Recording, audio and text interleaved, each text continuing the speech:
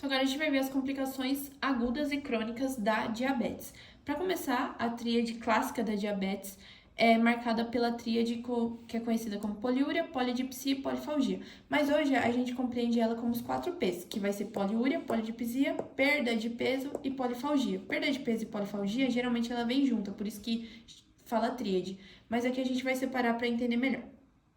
Então, o que acontece na diabetes tipo 1? Diabetes tipo 1 é um processo autoimune dos linfócitos T autorreativos que vão reconhecer antígenos das ilhotas pancreáticas e vão destruir essas ilhotas pancreáticas, fazendo com que ela seja incapaz de produzir insulina. Então, na DM1 não tem total zero insulina. Então, o que acontece? Quando você tem zero de insulina, essa pessoa vai se alimentar. Quando ela se alimenta, ela vai aumentar a glicose.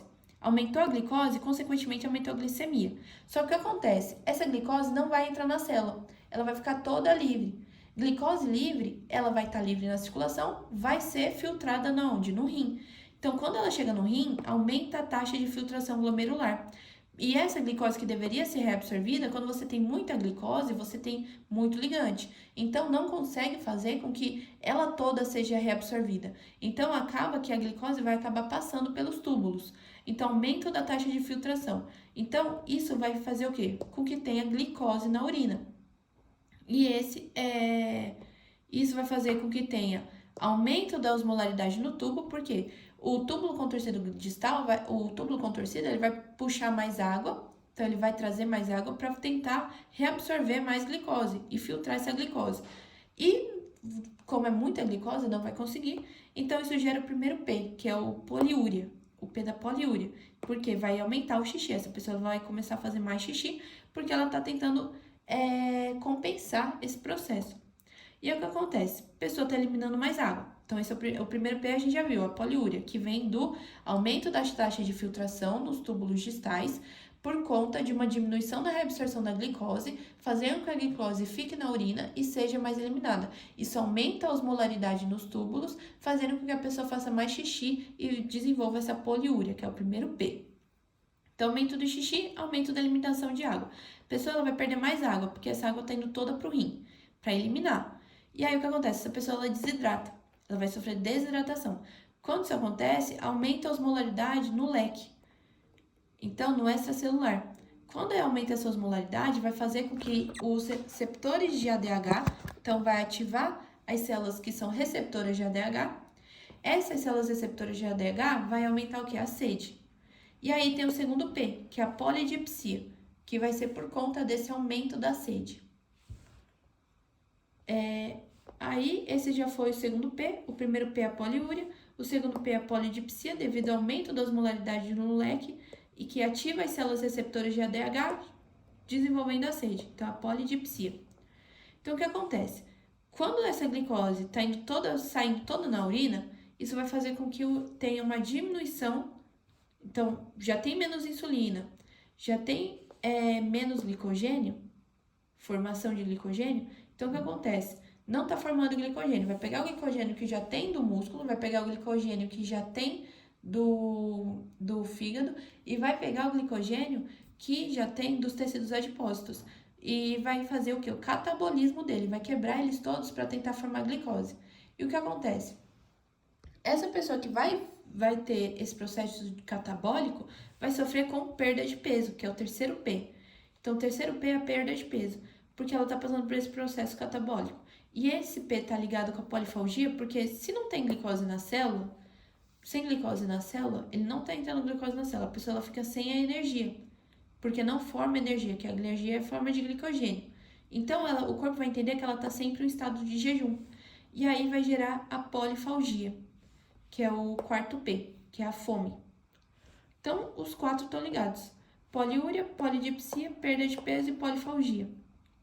Então, o catabolismo de proteína e gordura induz um balanço de energia negativo que leva ao apetite aumentado, que é a fome, a polifalgia. Então, isso que a gente acabou de falar. Então, esse é a tríade. Então, se questionar qual a tríade clássica da diabetes. Então, essa é a tríade. Menos insulina, mais glicemia. Glicose nos rins, maior taxa de filtração. maior osmolaridade, poliúria. Eliminação de água, desidratação. Células receptoras de ADH induz sede, polidipsia. Glicose está toda saindo na urina. Vai promover o catabolismo dos glicogênios que estão no músculo, tecido adiposo e no fígado. Vai tudo sofrer catabolismo, a pessoa acaba sofrendo perda de peso, terceiro P. Sem glicose na célula, sem energia, o corpo entende que está um período muito de jejum, prolongado de jejum. Isso gera polifalgia. Então, essa é a tríade clássica.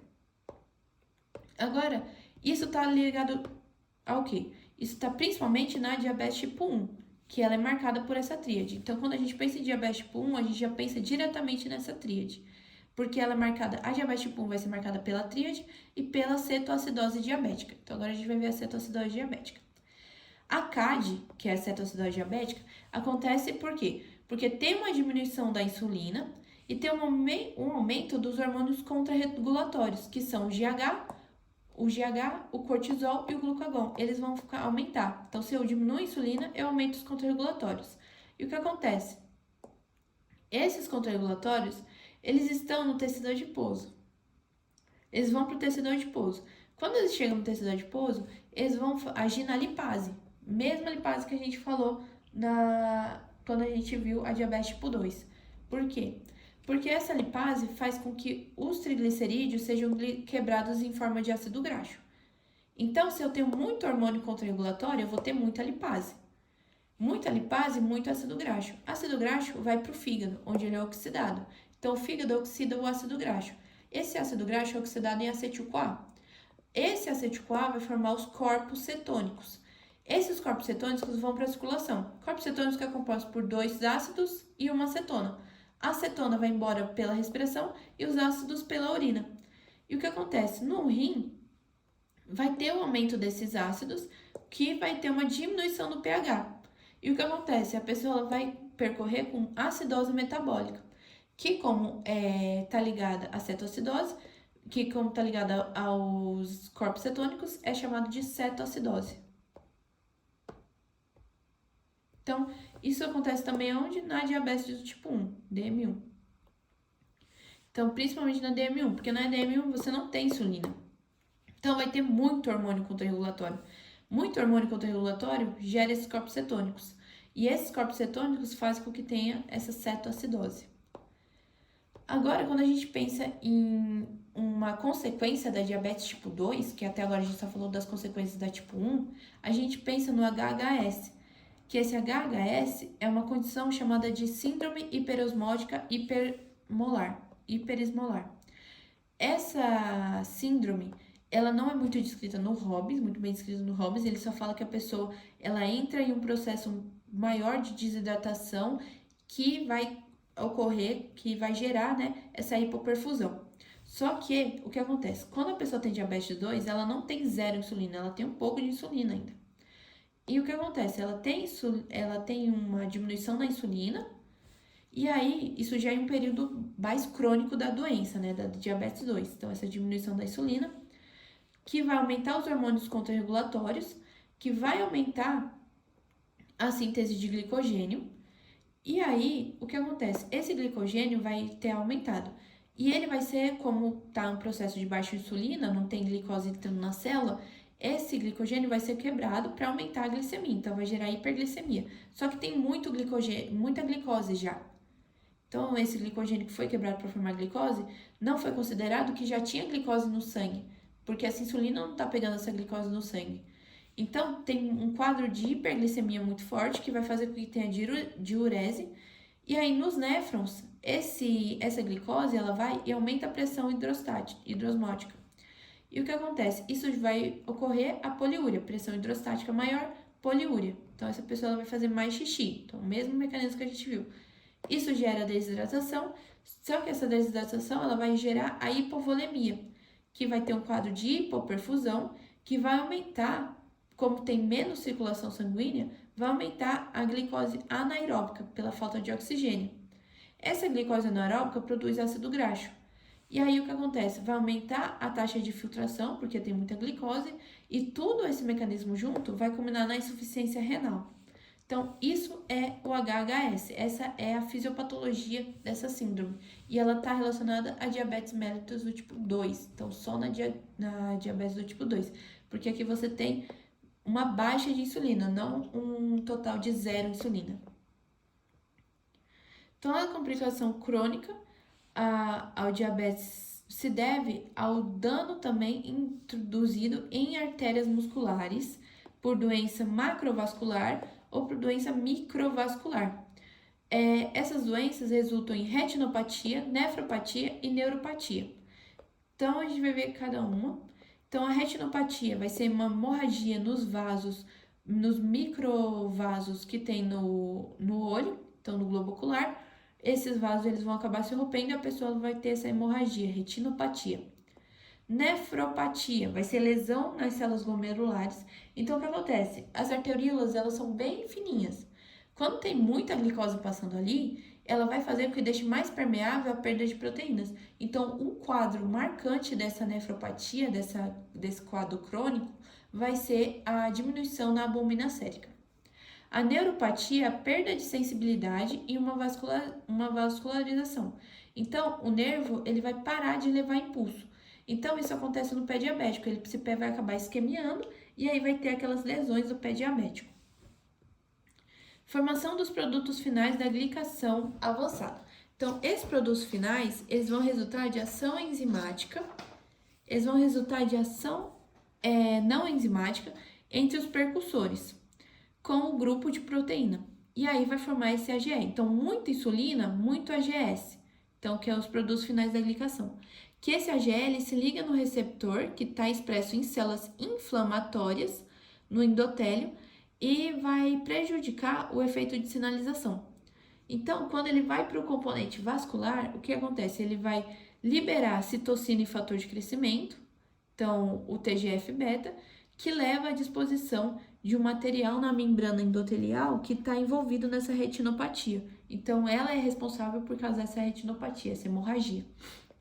Vai gerar espécies reativas de oxigênio, além de mais procoagulantes e uma proliferação de células musculares na matriz celular. Quando tem glicose alta, tem mais produção de AGS, o AGS ele interage com proteínas da matriz celular. E quando ele interage com elas, ele vai interagir principalmente com o colágeno. Quando ele interage com o colágeno, ele diminui a elasticidade do vaso, que vai fazer com que esse vaso ele tenha mais predisposição a se romper, por conta do estresse e lesão endotelial. Então, por isso que pessoas com diabetes tipo 2, elas têm muito mais chances de ter algum problema no coração, então algum problema nas artérias coronárias. Porque essas artérias, elas vão ficar, além da diminuição do HDL, né? Nesse caso, vai ter diminuição de HDL e aumento do LDL. Além disso, esse AGS faz com que não tenha muita elasticidade nessas paredes dos vasos. Então, vai fazer com que tenha essa maior chance de ter problemas de circulação. Então, as proteínas com AGS são mais resistentes à digestão, então vai diminuir a remoção dessas proteínas quanto acentua essa deposição delas. Então, vai reduzir essa digestão dela, então vai ter muita proteína e como tem muita glicose, ela vai fazer um dano nos vasos, microvasos do glomérulo e vai fazer com que a albumina ela passe a ser excretada. Então, aqui, os diabetes têm uma incidência de 2 a 4 vezes maior de doença arterial coronariana. Nefropatia diabética, que é aquilo que a gente falou dos néfrons, é a principal causa de doença renal. A primeira manifestação é pequenas quantidades de albumina na urina. Danos visuais, como a gente falou da retinopatia, que é a retinopatia diabética, que é a neovascularização, que é uma hiperexpressão de VEGF devido a uma hipóxia na retina. Agora, a nefropatia diabética é o padrão mais frequente da polineuropatia simétrica distal dos meios inferiores e afeta tanto função motora quanto sensorial. Porque ele vai passar também a atingir, como a nefropatia é um problema no rim, vai começar a atingir também o sistema nervoso e os nervos motores e periféricos e do sistema autônomo. E isso gera a mononeuropatia diabética. Mas essa parte aqui, ela não é tão assim, porque o mecanismo certinho dela não tem, assim, muito escrito. Para reverter todo esse quadro, basta modificação de dieta, exercício físico e regime para perda de peso, porque eles revertem, ajudam a reduzir a resistência à insulina e a hiperglicemia.